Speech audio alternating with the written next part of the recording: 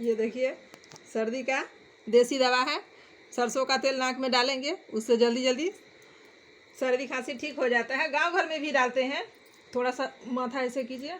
ये देखिए आपको मैं दिखाने का कोशिश कर रही हूँ। एक एक एक दो बूंद और डाल देंगे तो थोड़ा जल्दी सही हो जाएगा। और उसको ऊपर खींच लीजिए। सांस ऊपर कीजिए, सांस ऊपर कीजिए ना, ऊपर कीजिए ना, खींचिए ना। नहीं, सांस ऊपर कीजिए ना, सांस ऊपर कीजिए ऐसे करके। अरे इसको हटाइए निर्भा। ये देखो नाक पकड़ के छींक रहे रे बुद्धू, उसको बाहर जाने ना ठूसेगा रे बुद्धू।